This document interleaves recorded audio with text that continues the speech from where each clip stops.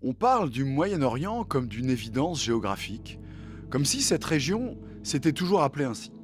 Or, le retour par l'histoire montre que la naissance et l'usage de cette expression dissimulent des objectifs géopolitiques tout à fait intéressés.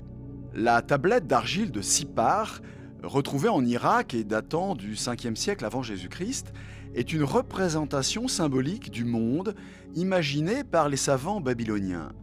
Leur capitale, Babylone, est perçue comme le cœur des espaces connus.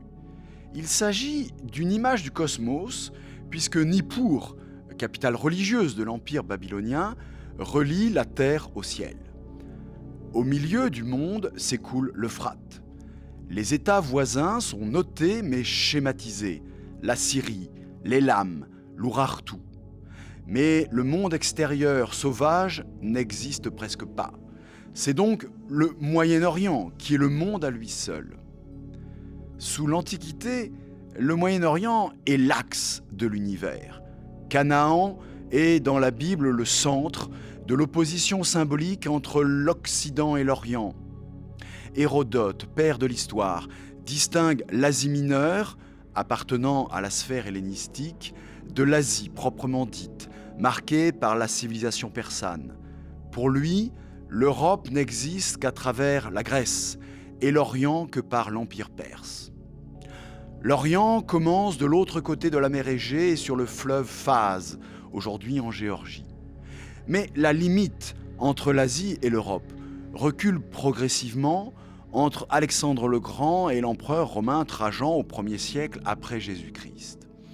En faisant la conquête de l'Empire perse, les Grecs puis les Romains attirent dans l'orbite de l'Europe toute la Mésopotamie, reculant la frontière de l'Orient sur les monts Taurus et même au-delà de l'Euphrate. La table de Pottinger, qui est une carte romaine, présente un monde aplati, uniformisé, parcouru de routes convergeant vers Rome, ponctué de villes, de ports et d'étapes. La chaîne du Taurus apparaît comme une barrière naturelle qui coupe l'Orient en deux. L'Orient dominé et arpenté et l'Orient étranger, toujours menacé par les peuples barbares. La christianisation de l'Empire romain contribua à fixer pendant tout le Moyen-Âge le centre du monde à Jérusalem. Le livre d'Ézéchiel annonce: « Ainsi parle le Seigneur l'Éternel, c'est là cette Jérusalem que j'avais placée au milieu des nations et des pays d'alentour. » La perte des connaissances antiques simplifia la géographie du monde. La cartographie se limita à des schémas en forme de T, mais la conquête arabe devait au 7e siècle faire basculer le centre du monde dans le giron musulman, comme s'en offusque le pape Urbain II en 1095. Jérusalem est le nombril du monde, terre plus aucune féconde, pareille à un nouveau paradis. Cette cité royale est aujourd'hui captive de ses ennemis. Sous la plume des théologiens médiévaux, l'Orient était un chaudron d'hérésies, de sectes idolâtres, où vivent les Sarrasins, le lieu d'où surgirait un jour l'Antéchrist. Mais la géographie arabe du Moyen-Âge n'est pas différente sur le fond. Les Arabes aussi font de notre Moyen-Orient le centre de la Mamlakat et l'islam, le domaine de l'islam, à ceci près qu'ils le placent à la Mecque plutôt qu'à Jérusalem. Les lettrés musulmans distinguent dans la Mamlakat et l'islam plusieurs ensembles. L'Arabie, le Maghreb, le couchant, le Mashraq, le Levant à l'est, et l'ensemble des musulmans non arabes, avec la Perse et l'Asie. Au cœur du Mashraq se situe le Cham, la Syrie, terre de mysticisme et d'apocalypse, où se tiendra la bataille de la fin des temps entre les troupes démoniaques et les armées musulmanes. À compter du XVe siècle, l'Empire byzantin s'effondre sous les coups des Ottomans. Constantinople est prise en 1453. La frontière de l'Orient se rapproche dangereusement du cœur de l'Europe. Pourtant, le turc se banalise en raison du commerce et de la diplomatie européenne.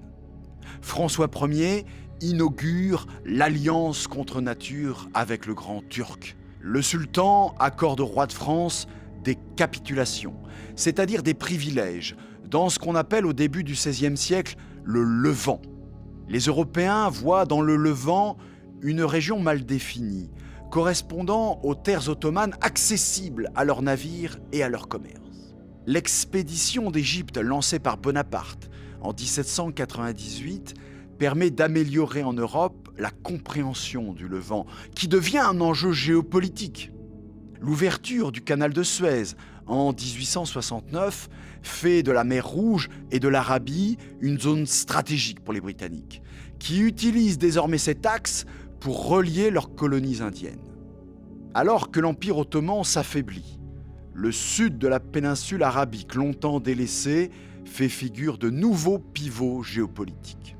Tandis que Paris oriente au XIXe siècle sa stratégie vers le nord de la région, Londres s'intéresse beaucoup plus au sud. Entre 1900 et 1910, deux expressions s'imposent en Europe en raison de ces nouveaux objectifs stratégiques. La première est celle de Middle East, Moyen-Orient, un Orient intermédiaire que la Grande-Bretagne doit contrôler pour parvenir au seul Orient essentiel pour elle, les Indes. La seconde est celle de Proche-Orient, employée par les Français, en concurrence avec l'expression de Levant et désignant les provinces littorales et arabes de l'Empire ottoman. C'est l'Orient proche, proche de la France, de la langue arabe, l'Orient des chrétiens, l'Orient du mont Liban.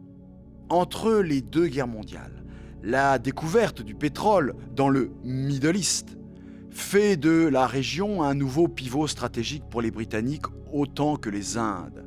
D'espace secondaire, le Moyen-Orient devient essentiel.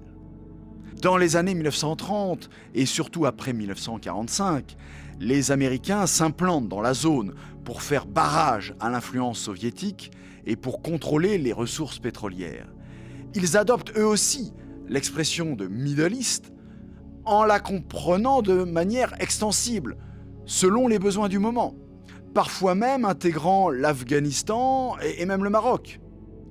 La fin des mandats et le retrait français de la région aboutissent à l'effacement de l'expression de Proche-Orient, désormais limitée au conflit israélo-arabe, sous-entendant un espace ingérable et violent.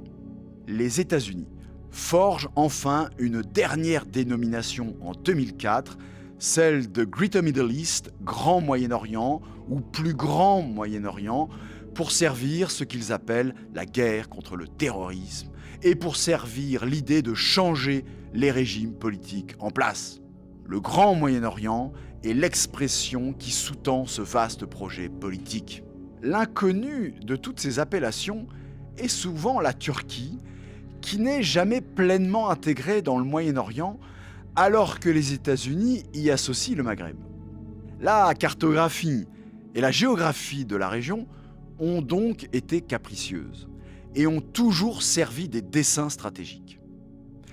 Le retour ponctuel de l'expression Proche-Orient et même parfois de Levant signifierait-il le retour de la France dans la région? L'avenir nous le dira.